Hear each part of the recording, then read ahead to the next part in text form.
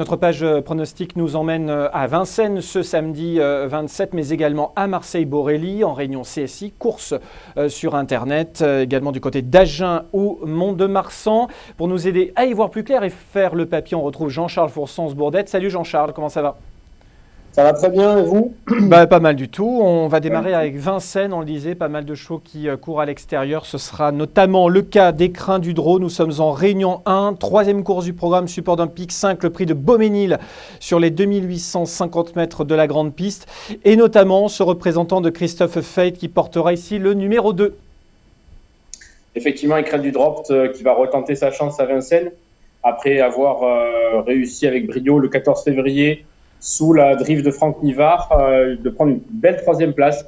Il était battu ce jour-là déjà par Epson d'Airfray, le 312, qui semble avoir la meilleure chance de la course et qui, ces temps-ci, semble quasiment intouchable avec la drive d'Éric Raffin. Ouais. Et on notera également que dans la course, on retrouve le 307, Étienne de Chenou, qui vient de terminer 4e au Bouscat et qui sera drivé par David Thomain pour l'entraînement de Patrick Terry. Ouais, un cheval qu'on vous conseille de suivre d'ailleurs depuis un petit moment maintenant, Étienne de Chenou, vous l'avez dit. Ce sera donc le numéro 7 dans ce troisième rendez-vous. Le prix du Bois de Vincennes, on aura tout à l'heure d'ailleurs les pronostics de Jean-Paul Otard, Radio Bonne Humeur, notre partenaire pour chaque quintet le samedi. Le prix du Bois de Vincennes, donc où on va retrouver, eh bien, tu le dis toi-même, Mère Courage, Bilouka du Boscail. Mère Courage du Sud-Ouest, oui. Il y a la Mère Poulard au Mont-Saint-Michel et nous on a la Mère Courage du Sud-Ouest avec la valeureuse Bilouka du Boscail qui, d'après l'interview de Paris Turf, son entraîneur disait qu'elle avait été malade cet hiver et qu'elle revenait bien et que c'est pour ça qu'il a présenté associé pour l'occasion à Mathieu Abrivard. Moi je n'y vois pas une première chance dans la course, mais après avoir lu l'article, je la glisserai quand même dans un jeu. D'accord. Dans un jeu parce qu'elle a quasiment 700 000 euros de gains, donc c'est quand même exceptionnel. Mais dans la course, oui, on retrouve un deuxième cheval dont les origines sont du Sud-Ouest également, c'est du Gers, le 515, qui lui partira avec 25 mètres, le seul aux 25 mètres. Et la tâche sera aussi compliquée pour lui. Mais surtout dans la course, on retrouve quand même Diable de Vauvert qui a fait une drôle de performance l'autre jour dans le Marathon Race, derrière un certain Étonnant, où on retrouve également Moni Viking, le 513. Voilà, et le 509, Cedelo Romain et le 504, Fakir du Loro compléteront, à mon avis, les 4 premiers de cette course, qui semble intéressante, mais pour moi pas aussi intéressante que le Grand Prix qui se court dimanche à Agen. Alors, on y reviendra d'ici quelques instants. Je vais peut-être en profiter, tiens Jean-Charles, si tu me le permets, pour donner la sélection de Jean-Paul Otard pour ce quintet. On va en profiter maintenant. Comme ça permet de voir un petit peu quels sont les chevaux que vous avez retenus. Donc, dans sa sélection, il retient tout en haut Diable de Vauvert, le numéro 10, Moni Viking le 13, Fakir du Loro le 4, Chica de Joude le 14, Colonel le 7, Cicero Noah, l'As et Violetto Jet. Voilà pour la sélection de l'ami Jean-Paul Otard pour le quintet. On a fait le tour à peu près de cette réunion, Jean-Charles. D'autres pistes ou pas sinon ? Non, je me suis attardé sur seulement les candidatures du Sud-Ouest. Il n'y a pas énormément de partants en plus, donc non, c'est pas. Je me suis plus attardé sur la réunion de Borelli qui va nous offrir 3 belles courses. Où on retrouvera de bons rougets, donc je me suis plus attardé sur celle-là. Allons-y. Alors, la première course sur l'hippodrome de Borelli, on rappelle le début des opérations, c'est une matinale 10h05. Voilà, il faudra demander à Jean-Paul Delperry de nous appeler pour pouvoir se réveiller à l'heure, puisque les 2 réunions de samedi, que ce soit Pornichet ou Borelli, démarrent de très bonne heure. Dans la première, on retrouvera Swinging London, un rouget qui avait débuté à Pau de façon un petit peu anonyme, et il a pleinement rassuré ensuite sur l'hippodrome de Cannes-sur-Mer. Il n'a pas eu toutes ses aises pour finir et il prenait une très bonne deuxième place qui lui permettait du coup de rester médène et de pouvoir se présenter dans cette course. Il faudra se méfier en particulier d'un régnier qui s'appelle Dartungi et qui a débuté de très belle manière sur ce même hippodrome. Il est pour moi certainement pas déclassé parce que c'est un médène, mais il a pour moi la première chance de la course. Donc je l'ai retenu Dartungi le 108 devant le 104 Swinging London. Et j'ai retenu également la montre d'Anthony Crastus sur Golden Fumier, le 107, qui est entraîné par Christophe Escuder et qui n'a pas si mal couru que ça l'autre jour sur l'hippodrome des Courbiers. Ouais, effectivement, un tandem qui marche bien, Anthony Crastus, Christophe Escuder. La deuxième course ? Quelle est La ta deuxième sélection? course où on retrouvera Ladies, une fille de Woutom Bassett qui porte le label Rouget puisqu'il avait entraîné sa maman, mais également son frère King of Léo Grans, qui était 4e d'un prix Milcom à la Teste avant d'être vendu à l'étranger. Elle vient de se classer 2e de la bonne Galliana, qui a répété récemment. Hein, donc, on peut vraiment lui voir une première chance dans cette course. Et l'opposition viendra certainement des deux inédites qui sont également nées dans la cour, puisqu'on a Keep the Dream Live, j'espère l'avoir bien dit, Non, c'est qui n'est parfait, autre que la demi-sœur de Dream Endou, qui a été quand même gagnante de la poule d'essai l'année dernière. Voilà, et ainsi que Maralika, qui est une Jérôme Régnier, et qui est une Souchagacan très prolifique. Voilà. Et dans une moindre mesure, pour ceux qui aiment les paris spéculatifs, je conseille de suivre la pouliche toute lusive qui semble perfectible. Donc, dans la conclusion, c'est 207 Ladies, 208 Keep the Dream Alive, le 209 Stella Tremona et le 202 Tout Élusive. Ça marche. On passe à la troisième course, une épreuve de niveau classe 2 avec Jean-Claude Rouget qui sera pas mal représenté également, notamment par Bialystok qui portera le numéro 1. Bialystok, ouais, qui portera le 1, qui sera associé à Jean-Bernard Ekem, qui aura donc 3 belles chances à défendre en ce samedi matin. Et c'est tout simplement le cheval qui a été battu par Bobby Murphy le dernier coup dans une classe 1 à Cannes-sur-Mer. Bobby Murphy qui est le très très bon cheval de Monsieur Niang et de Frédéric Rossi. Dans cette course-là, on va retrouver une autre Rossi qui est entraînée par Frédéric Rossi, propriété Jean-Claude Séroul, et qui retrouve le jockey Franck Blondel. C'est une association qu'on n'a pas revue depuis un moment. Et cette pouliche a débuté sous la montre de PC Boudot sur l'hippodrome de Chantilly. Elle a vraiment pulvérisé l'opposition ce jour-là. Donc moi, je la retiens très haut. Je pense que Bialystok, qui est un petit peu plus endurci qu'elle, a pour moi la meilleure chance du lot. Obstiné sera certainement deuxième. Et derrière, on peut éventuellement parler de Garde Amour, qui avait un peu déçu en terminant que troisième du Grand Critérium de Bordeaux, en terminant que troisième de cette belle listed. Et je retiendrai également le Dubois entraîné par Fabrice Vermeulen, Enzo, qui avait très bien débuté comme une Ferrari sur l'hippodrome de Nîmes.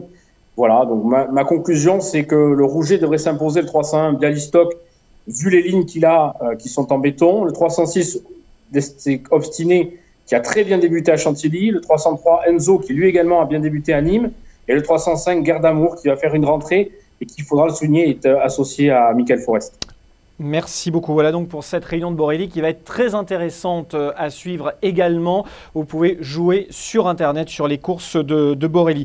Ce que je te propose, Jean-Charles, c'est qu'on fasse un focus sur les courses d'Agen. C'est important puisque ce sera donc en réunion premium, en matinale. Et tu l'as dit, avec un programme également très intéressant. On y va pour la première épreuve du programme.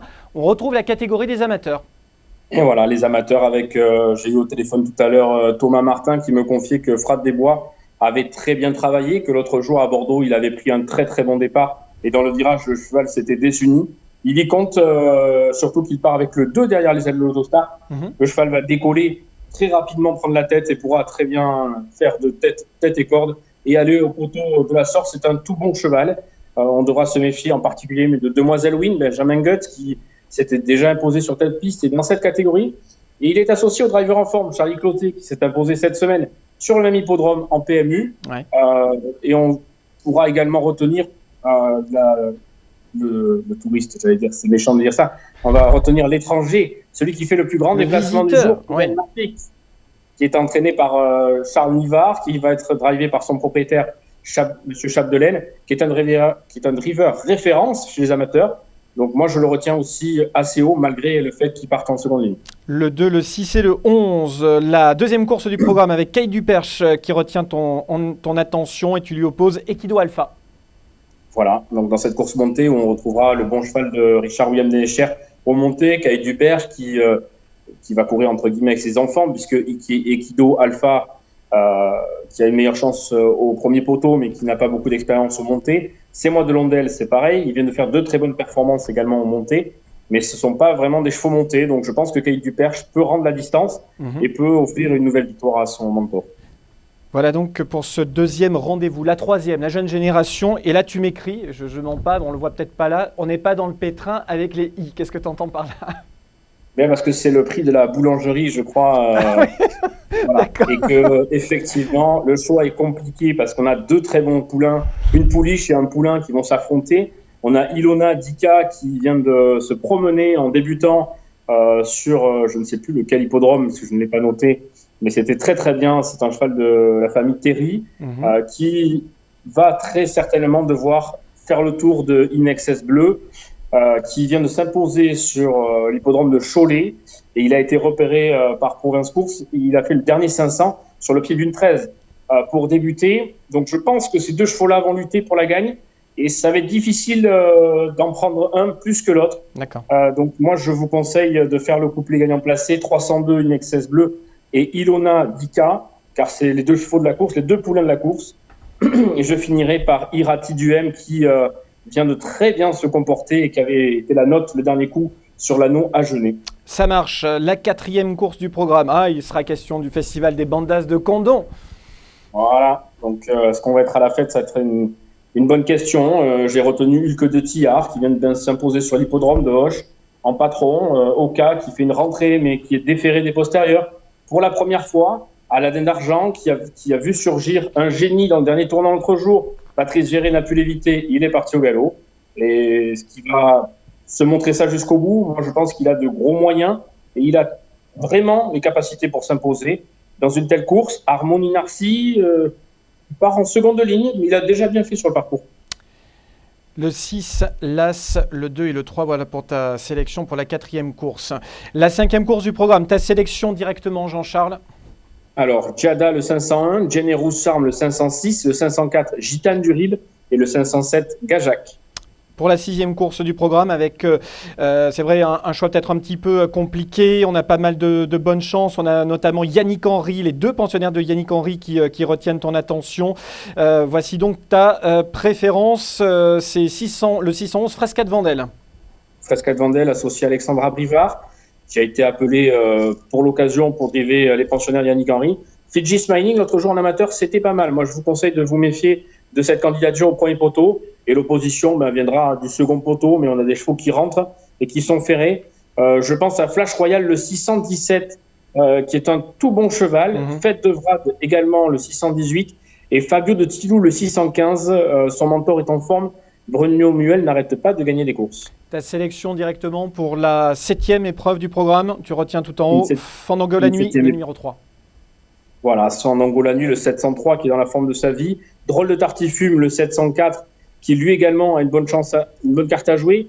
Dans cette course-là, j'ai écarté le favori, qui était le 701, me semble-t-il, qui est la famille Abrivard, parce que c'est un cheval monté, et je ne me sens pas en confiance de vous le donner. Je préfère vous donner le 711 Espiritu Santo, qui sera privé par notre ami Jean-Claude Pollard. Espiritu Santo, petite vedette dans le sud-ouest. Le Grand Prix avec une superbe affiche véritablement. Ce sera la 8e course du programme. On va retrouver Farouk BR. Il y aura au départ de cette épreuve Crusoe et Danama. Il y a également le vainqueur de Quintet, que ce soit à Beaumont, que ce soit à Vincennes cet hiver, Brillant Madric. Très belle course en perspective. Très très belle course en perspective. En tête, on va retrouver Farouk BR qui aura besoin d'un parcours sur mesure que Jérôme Chavat va s'appliquer à lui donner. C'est certain, mais face à l'opposition et aux offensives des 25 mètres, ça va être compliqué. Quand on voit le guerrier de chez Jean-Michel Bazir, Crusoe et Danama, qui va être associé à son fils Nicolas, Brillant Madric, qui revient sur ses terres, il a démarré ici, il ne peut que ressentir le bonheur du sud-ouest. Cache du Rib, qui est toujours capable d'un exploit. Enfin, Kalina, associé au jeune Vincent Cabos, à qui ça doit faire plaisir et qui aura à cœur de transformer l'essai derrière un tel cheval.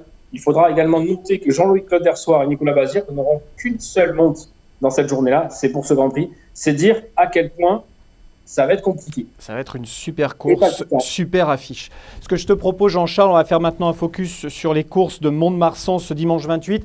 Tu nous donnes directement tes sélections course par course, je te laisse faire. On est parti. Donc dans la première, on retrouve les Anglos. Je retiens le 107 Cruzy, pensionnaire David Morisson, Horus de la Bruni, le 104, 113 Air de musique, 110 Horizon d'Estivo, et c'est vraiment que pour citer que, parce qu'il y a vraiment du monde dans la course. Dans la deuxième, c'est une deuxième course du programme. On retrouvera avec plaisir le pensionnaire de Charles Bourdin, Adios Clémento, le 206, qui vient de très bien se comporter. Et j'ai retenu le 208 pour la forme de Sylvain Mesri, qui a fait un coup de 3 le week-end dernier. Dans la course 3, je garde le 307, Heure d'hiver, même si on est passé au printemps. Il a très bien débuté par une 4e place, ce pensionnaire de Bruno de Monzé. Et je retiendrai les 2 fils de Frisson du Picos, le 301 Magic de la Rue et le 304 Goodbye de la Barbe. Dans la course 4, on a un cross pour Anglo, où le local, le 407 Frascati Lagarde, entraîné par Didier Guillemin, qui semble être en mesure de prendre le meilleur sur ses rivaux, que sont Katsu des Mages, le 401, le 404 Orfèvre et pourquoi pas le 403 Sacha Malpic, qui viendra ensuite. Dans la course 5, où ils ne seront que 5 au départ, j'ai retenu le 505, Black First qui ne portera que 65 kg aux dépens d'Orpère le 501 qui lui en portera 71. Un nouveau cross dans la 6e s'offre à nous avec Xavier Louis-Lestand qui descend dans le sud-ouest avec de légitimes ambitions avec le 607 Dance Spleen. On retiendra également le 604 Défi Shop, le tandem Blo Nicolo et encore le 601 Calif Doudéric qui devra porter beaucoup de poids mais la classe peut faire la différence. La course 7, c'est le 701 Curly Doty. Peut-il faire la passe de 3 ? Rien n'est moins sûr car le pensionnaire de Christophe Cheminot supplémenté et appelé Thomas Anderson à la rescousse, peut venir lui barrer la route. C'est le 702 Wooty, bien sûr. Et j'ai retenu le 703 Always Smith, qui peut accrocher une 3e place dans un tel lot. Et enfin, dans la 8e, on retrouvera Hit the Road Jack, un inédit, qui n'est autre que le frère de Gunning Roses, un anglo-arabe de qualité. Et enfin, Gitano, qui aura à cœur de se réhabiliter, ce pensionnaire de Thomas Sourcy, était tombé pour ses débuts, donc le 804 et le 806. Ça marche, merci beaucoup Jean-Charles. J'ajoute que nous avons des courses également et des représentants du Sud-Ouest ce dimanche sur l'hippodrome d'Auteuil, notamment dans le prix Luther 3. Dans le prix Hypothèse également, je vous invite à aller voir du côté de la page Facebook de Fédération des courses TV pour écouter l'interview d'Isabelle Gallorini qui présente Belle Promesse. Des ambassadeurs, on en aura également du côté de Dubaï samedi soir et notamment dans le groupe 1 réservé au Pur Sang Ara puisque Didier Guillemin va présenter Derian associé à Yorit Semaine d'Isabelle. Ce sera dans la Kayala classique. Elisabeth Bernard aligne Agerès qui sera monté par Christophe Soumillon. Et puis Fred Sanchez va présenter Ayane qui sera monté par Richard Mellen. Merci beaucoup Jean-Charles. Avec plaisir. Je vais essayer de rivaliser avec Jean-Paul Delperrier qui avait placé la barre très très haut la semaine dernière. Exactement, mais j'ai presque envie de vous mettre un petit peu en compétition. Il faut qu'on réfléchisse à un petit truc qui pourrait être assez sympa. Voilà donc pour l'essentiel de l'actualité et les pronostics. Je vous souhaite une excellente semaine à vendredi prochain. Salut.